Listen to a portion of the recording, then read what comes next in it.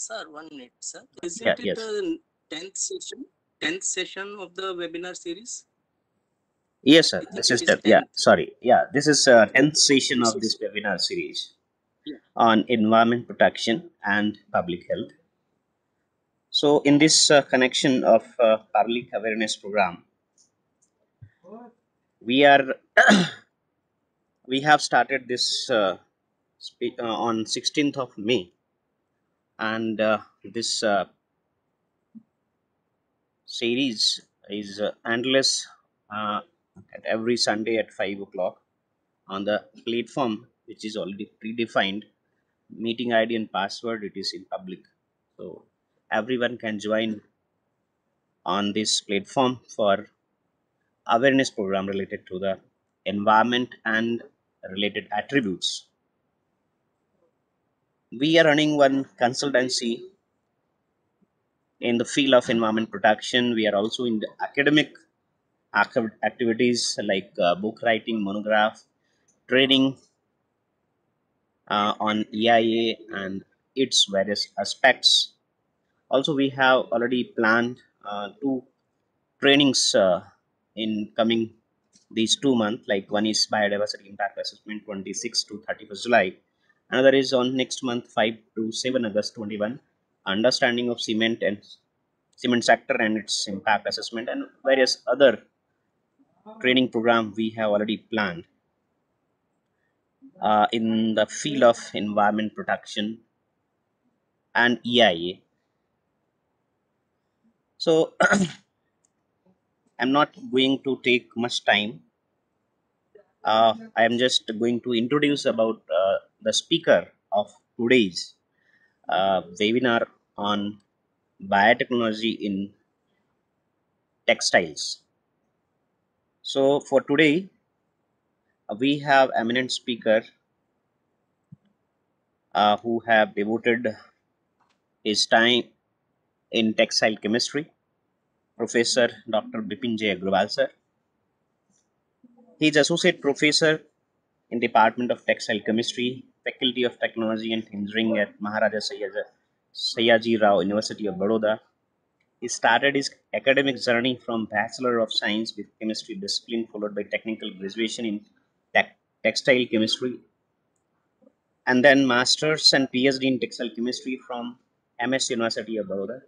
He has done doctorate in the field of minimization of effluent load during the application of reactive dyes. Later, he joined MS University as an academician and has been teaching graduate, postgraduate degree and diploma courses since 28 years.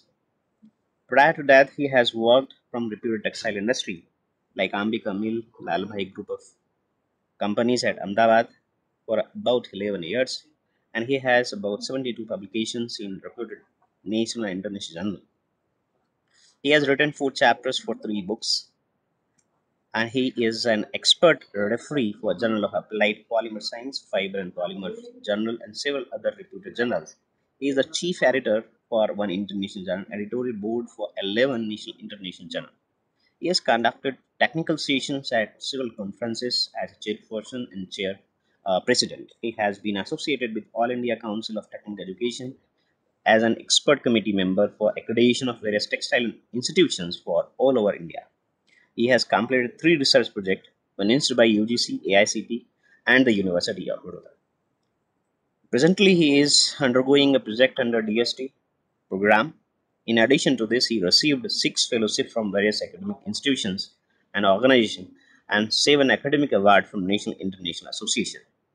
So now I invite our speaker for the speech on biotechnology in textiles. So over to you, sir. Thank you, sir. Uh, can anybody share the Yeah, yes. presentation? Yes, sir. Yeah. Good evening, everyone. I'm thankful to Account Services and Dr. Ashok Rathorji for inviting me as a chairperson for the 10th session of this quite informative webinar series on environmental protection and public health. Due to some change in the program, I'm also getting an opportunity to give my presentation on a topic related to my research area of textiles. I shall be speaking on some important aspects of biotechnology, which is considered to be an emerging field of technology for the sustainability of textile industries.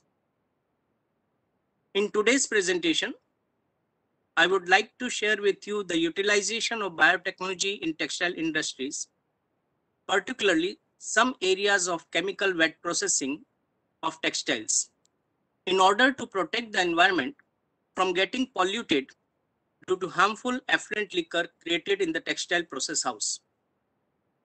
This is the second slide, which gives an overview of the topics which I'm going to present. Along with the introduction and scope of biotechnology, we'll discuss some natural biopolymers and synthetic biopolymers. What is the application of enzymes in wet processing of textiles? Which are the important enzymes used in textile industries? They are used in various fields such as fiber preparation, desizing, scouring, bleaching, washing, finishing, aftercare, effluent treatment, and also in medical textiles. And we'll see some of the future scope of the biotechnology in textile industry. Next slide, please. Next slide. Okay. Textile processing is one of the largest and oldest industries in the world, which is responsible for substantial resource consumption and pollution of the environment. The wet processing part of the industry, that is pre-treatment, dyeing and printing, which involves the use of dyes, as well as finishing, is highly polluting and resource consuming in terms of water, energy, and chemicals. Some of these chemicals and dyes used in all these processes are so harmful, carcinogenic, and toxic in nature that if they are allowed to pass along with the effluent liquors, they are likely to pollute the environment in a very dangerous manner.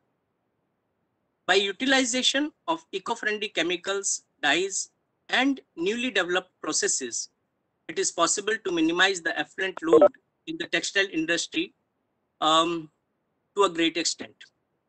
Biotechnology and utilization of enzymes instead of harmful chemicals is an eco-friendly approach for textile industry. Now let us have a very brief idea about the scope of biotechnology in the textile industry. Next slide, please. Biotechnology is the application of living organisms and their components to industrial products and processes. In 1981, the European Federation of Biotechnology defined biotechnology as integrated use of biochemistry, microbiology, and chemical engineering in order to achieve the technological application of the capacities of microbes and cultured tissue cells. Biotechnology offers the potential for new industrial processes that require less energy and are based on renewable raw materials. It is important to note that biotechnology is not just concerned with biology, but it is a truly interdisciplinary subject involving the integration of natural and engineering sciences also. Biotechnology is found to be an emerging field in the textile industry, particularly in genetic engineering, textile wet processing, and effluent management. Next slide, please. There are many textile fibers available in nature, which are biopolymeric in nature. On the other hand, synthetic fibers are mostly derived from harmful chemicals. But nowadays, synthetic biopolymeric fibers have been developed, which are quite eco-friendly in nature. This particular slide shows some of the natural biopolymers and the textile fibers which are naturally occurring. Biopolymers available in nature are cellulose, lignin, nucleic acid, amino acids, proteins, etc. Cotton is the best known natural fiber which contains cellulose. Jute contains cellulose with lignin and is properly known as lignocellulose. Wool and silk fiber contain proteins and various amino acids. Cotton, it is one of the best fibers available from nature, and it is also considered as king of textile fibers, due to its high versatility and valuable properties. Man has prepared many artificial cellulosic fibers also, but no fiber can be considered to be equivalent to cotton. Silk is one of the finest natural biopolymer available in continuous filament form, and it is found in spiders and silkworms. Silk is popularly known as queen of textile fibers. So you can see that both the natural fibers, cotton, which is the king of the textile fiber, and silk is the queen of textile fibers. Both are natural fibers, and nobody is able to replace these fibers. The primary structure of silk contains mainly amino acids of glycine, alanine, serine in specific repeating pattern. These three amino acids make up 90% of protein in silk. Then you can also see in this slide that there is a jute fiber. Jute is 100% biodegradable fiber. It is a very important fiber and recyclable and thus environmental friendly. It is a natural fiber with golden and silky shine, and hence it is called the golden fiber. Next slide, please. Can I have the next slide?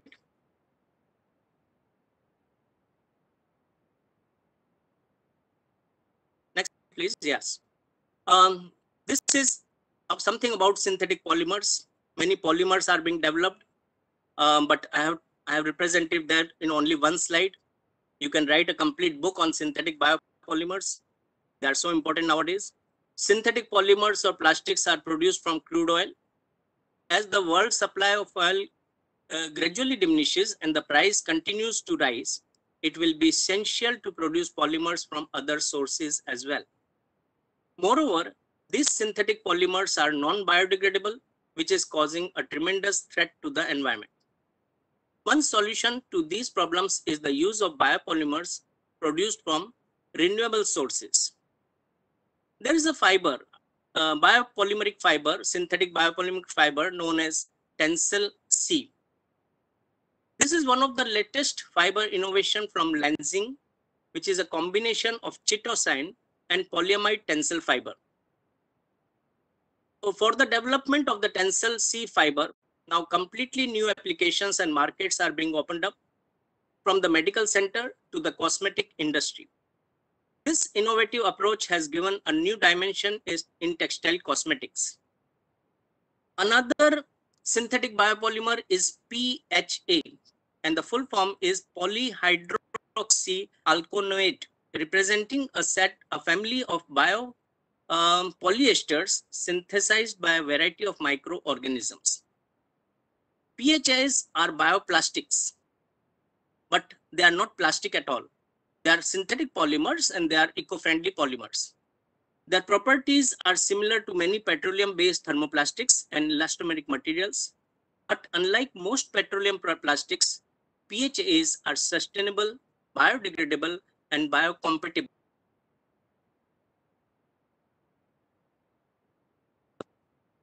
Fiber is polyhydroxybutyrate, that is PHB fiber, which has been developed by Gineca Bioproducts under the trade name of Biopol.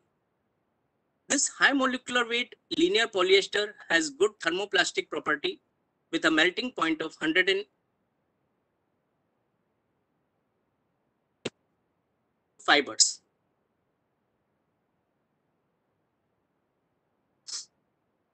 Biocompatibility and biodegradability makes PHB fibers ideally suited for surgical use. Sutures made from PHB get slowly degraded by body enzymes.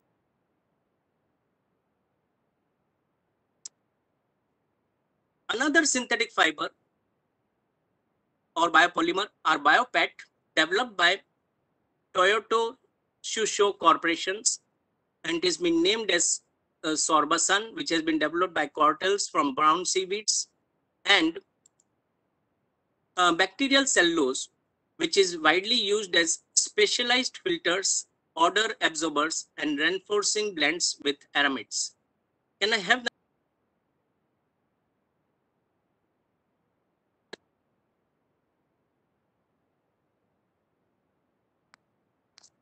Yeah, thank you. Let us see some of the applications of enzymes in wet processing of textiles. Enzymes are biomolecules that catalyze, increase the rate of chemical reactions. In enzymatic reaction,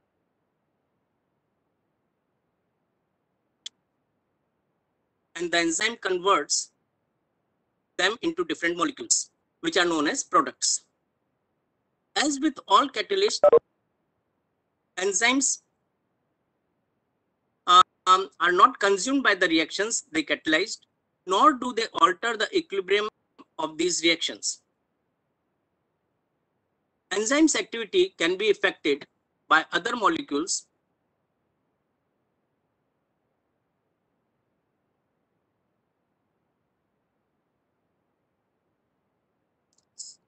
Sir, is there any problem in the hearing? Am I audible, sir? Yeah, voice is breaking. Okay. Yes, yes. Might be some issue is there, sir. Okay, I'm trying, sir. Enzyme activity can be affected by other molecules, such as inhibitors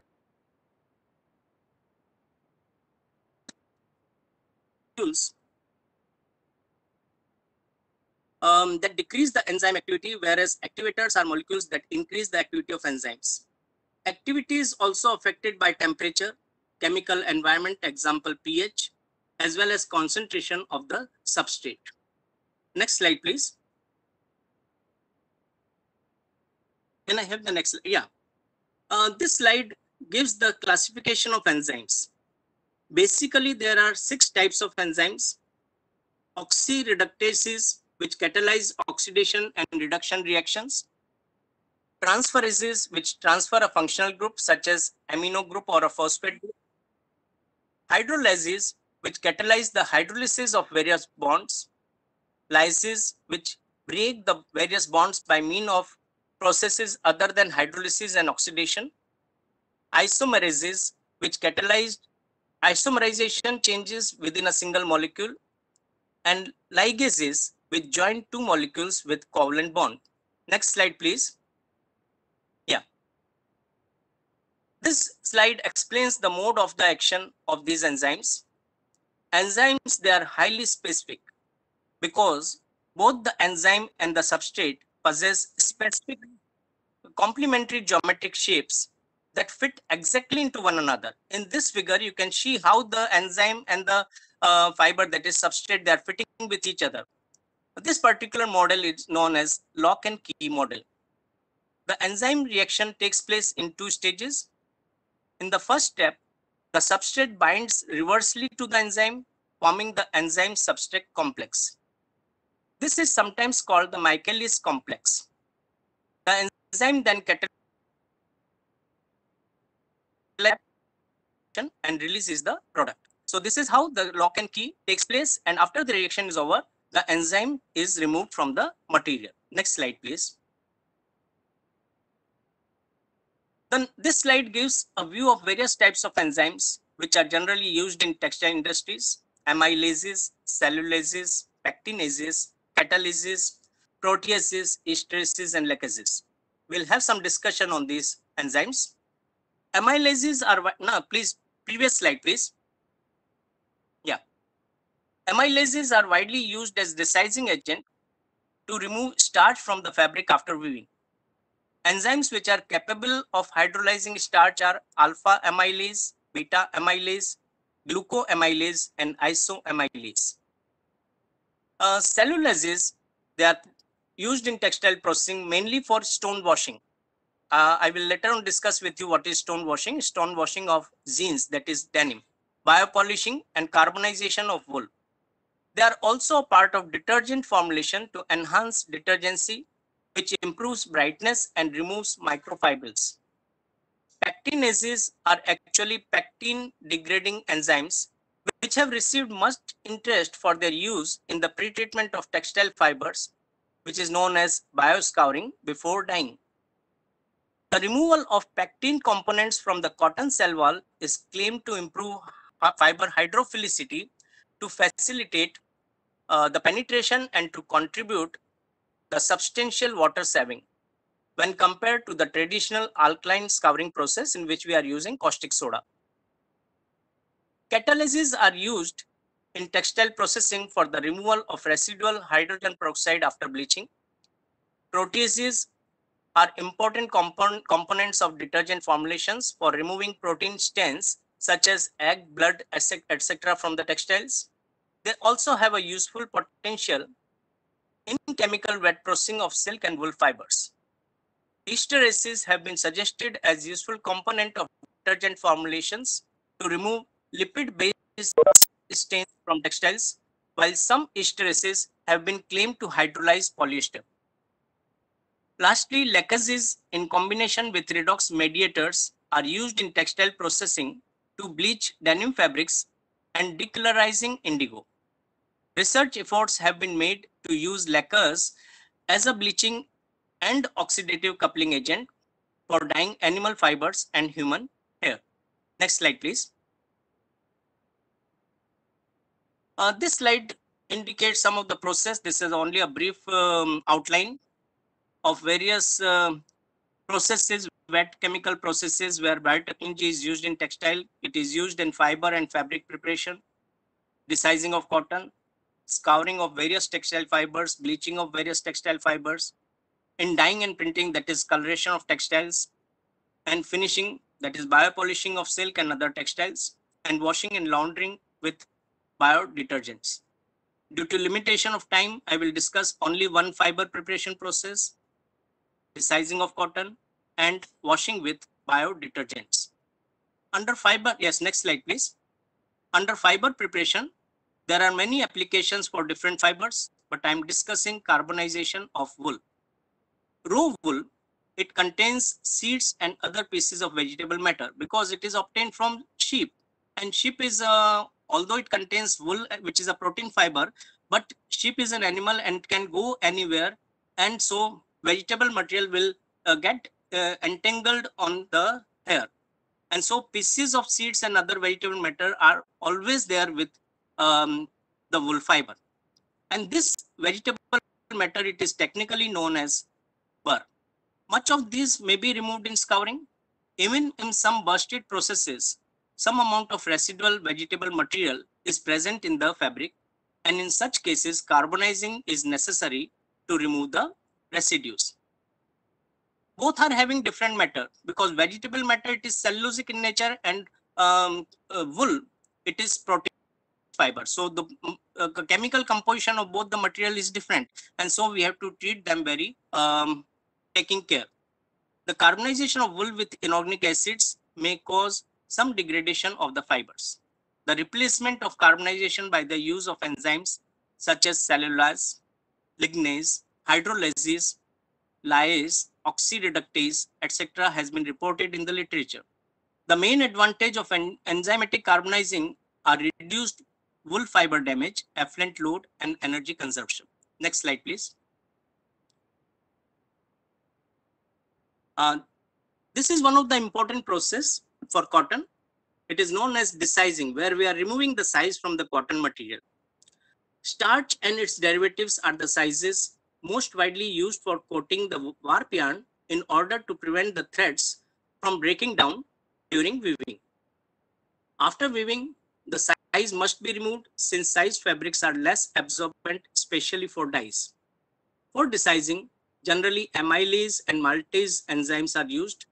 In a typical desizing process, there are three important steps: saturation of the fabric with enzyme solution, then reaction of the enzyme, and finally washing of the degraded products.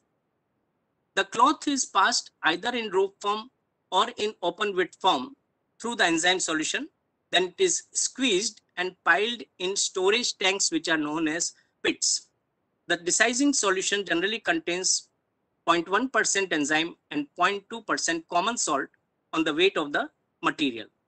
Required pH and temperature of the solution and concentration of enzyme are maintained in the bath after 8 to 10 hours or preferably overnight. The cloth is washed with water on a washing machine to remove the degraded starch products. Next slide. This slide. Okay, next please. This is the process how the desizing has been carried out. Next slide, please. This slide mentions some of the advantage of enzymatic desizing. Less chemicals are involved in this process. It is eco-friendly, no toxic chemical is used. It is efficient because it can work in wide range of temperature. There is no damage to the fiber. This is very specific remark. And strength retention is very good. The fabric field is softer and the processing time is very, very short. Next, please. Now coming to denim washing. Here I have left many processes like coloration, finishing, etc. because that will take much time. So I'm directly coming to one of the very important topic where we are carrying out denim washing. You must have seen faded jeans, the portion which is undyed. Actually, it was dyed before it was removed, before abrasion was carried out. But due to requirement, we are giving a fading effect to the denims. So this is known as stone washing, and the word stone is used because we are using pumice stone for this for the giving fading effect on denims since many years.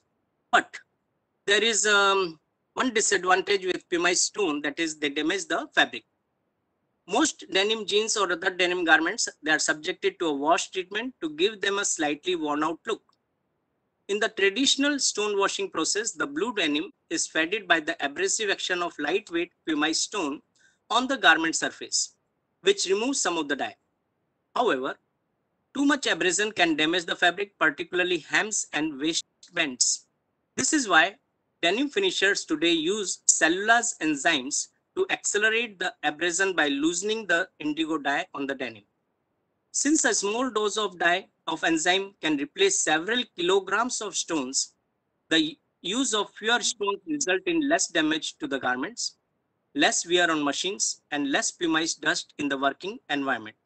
Moreover, it gives very soft feel to the fabric. Yeah, next slide, please. Next slide. Yeah, there is very important role of biotechnology in the preparation of various formulations for laundering and textile aftercare. Enzymes have contributed greatly to the development and improvement of modern household and industrial detergents. Today, enzymes are continuously growing in importance for detergent formulators. The most widely used detergent enzymes are hydrolases, which remove soils, that is stains, formed from proteins, lipids, and polysaccharides.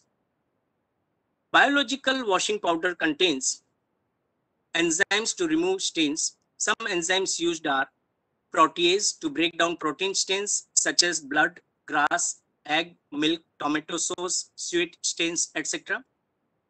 There is another enzyme, amylase, which removes the starch soiling obtained from chocolate, gravy, rice, and pasta. Lipase enzyme is used to break down fats and oils, such as stains obtained from lipstick, butter, salad oil, sauces. And cellulose enzyme is used to keep good looking for the cotton material, that is color brightening, softening, soil removal, etc. Next, please. Yeah. One of the very important area in which enzymes are working very potentially is the effluent treatments. This is a very big area. Although I have given in one slide, it is not. It is very small. But this is just to give you an idea how the enzymes, they are useful in effluent treatment of the textile, particularly removing the color of the dyes from the effluent solution. Environmental friendly pretreatment processes of textiles are the need of the day due to tremendous awareness of chemical pollution and mounting legislation by the governments to limit the chemical burden of the factory effluent. Biotechnology can be used for the treatment of waste, which can solve the problem either partially or totally. The application of biotechnology is mainly attributed to the removal of color from the dye house effluents. Dye house effluents means effluents which are created in the processing. Living organisms is used to bind and degrade the color, or dead organisms can be used. Selected microbes or isolated enzymes may be used to assist specific areas. The discharge of dyestuffs into the environment is not solely an aesthetic matter because it gives a very ugly appearance in the water body. If you find color, it will not give a good look. And moreover, many dyestuffs, they are identified to be mutagenic. Biosorption has the potential to remove metal ions such as chromium, which are used in the manufacture and application of modern dyes. The enzyme declaration of the released dye reduces process time and the amount of energy and water needed to achieve a satisfactory textile quality. However, the type and concentration of dyes, as well as the amount of type of substrates used, are found to play a major role in dye adsorption. Chitosan is found to be most efficient in adsorbing dyes of small molecular size. Enzymes are quite efficient for the decolorization of dyes present in the textile effluent. The enzymatic decolorization of the released dye reduces process time and the amount of energy and water needed to achieve a satisfactory textile quality. Biological systems such as biofilters and bioscrubbers are now available for the removal of odor and other volatile compounds. Next, please. Biotechnology also finds its application in the development of various textile materials for medical sector and tissue engineering sectors also. This is a very huge sector itself, and it is a totally different area. It is medical used for medical purposes only. The application of polymer materials in medicine for producing various implants such as vascular prostheses, heart valves, sutures, etc. is one of the most significant achievements in the contemporary surgery. Controlled revascularization of the epidermal tissue is the key issues in tissue regeneration, involving the use of porous and naturally occurring polymeric scaffolds on which cells are seeded. Textile structures gain importance as scaffolds to grow biological tissues. Last slide, please. Finally, to summarize, I will like to say that there is an immense possibility of various biotechnological application in the textile industries, which are eco-friendly and not harming either the food web or the life cycle of any other living creature. Development in this field of textile industry is utmost important to protect our valuable environment. Thank you very much for your patient hearing. It is time when we have to think about not only about our present, but also about tomorrow for our future generations to come. Thank you. Thank you very much. Thank you very much, sir, for enlightening us about the biotechnological use and the use of enzyme in various applications starts from not only textile in medical also. So I think Yes. if any participant, if they have a question, they can discuss because of course we have a short time. Actually, I am at airport and I have to board within next 10 minutes. So I request to participant if they have a question, then they can ask, and if they want to add something about biotechnology and its use in textile or something, they can just come forward. Yeah, good evening, gentlemen. Good evening. Yes, sir. Really, it is very informative presentation made by Mr. Dr. Agarwal. I am GS Patnaik speaking. I am related to paper industry.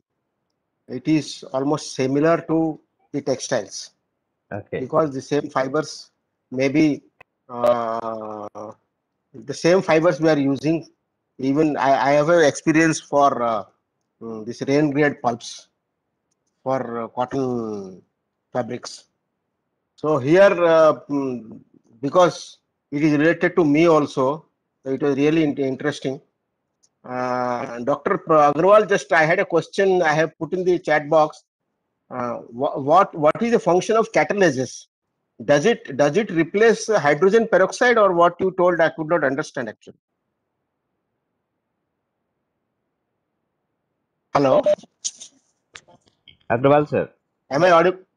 Am I audible? Yeah, yeah, you are audible, pretty audible, sir. Bipin, sir, are you there? Hello.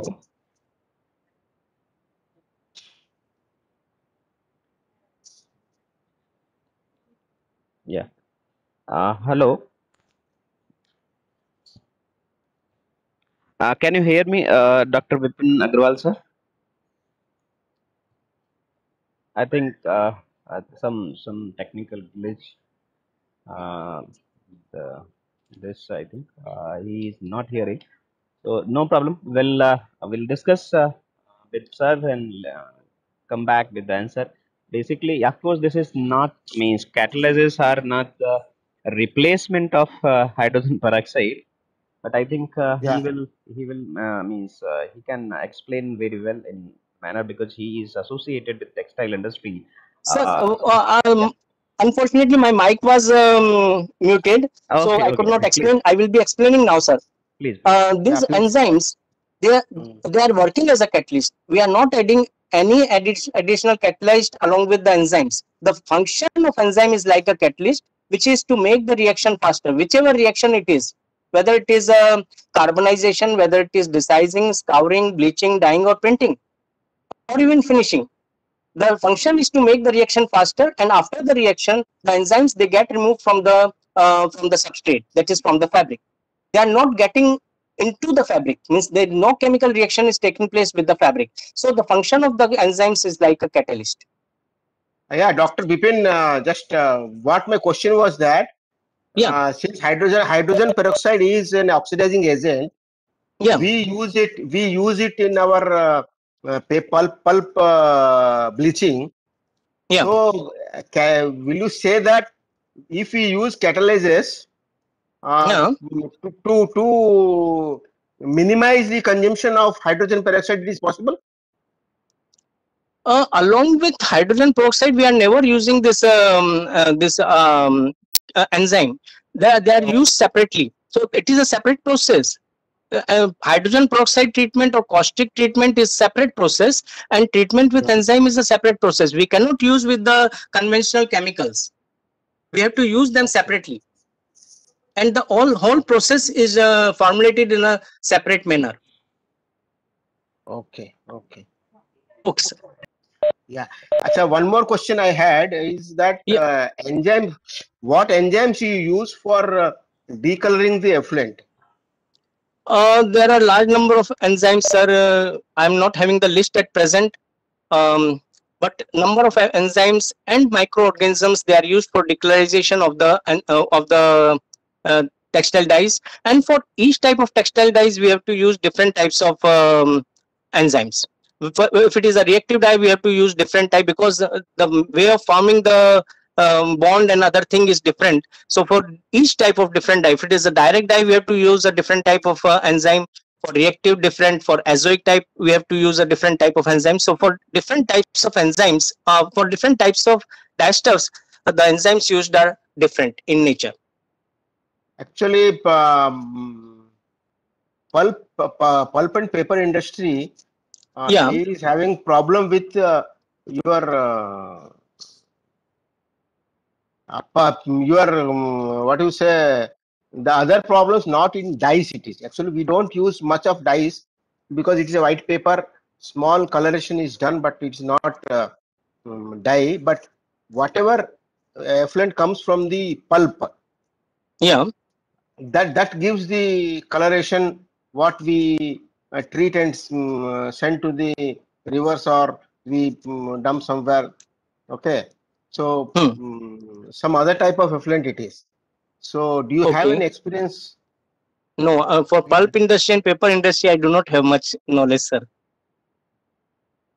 Acha, acha. Actually it is cellulosic in nature, so something much which is related to cellulose enzyme must be working over there, but I am not having much knowledge over paper industry. Okay, okay, thank you, thank you. Okay, okay, sir. Thanks a lot, sir. Thank you very much. Any other participant, if they have any question or any discussion, or they want to share their experience in textile. Okay, I think there is no more questions, so that's nice for today. Thank you very much, sir, and thank you, Agrawal, sir, for sharing your wonderful experience about these enzymes in textile industry and also in medical devices. I think Thank you very much, sir. thanks a lot, sir. Now Thank you. I will end this session for today, and we'll meet on next Sunday at the same time, same platform, with new session. Thank you very much, sir. Thanks a lot. Thank you, sir. Thank you very much. Thank you all. Thank you, participants also.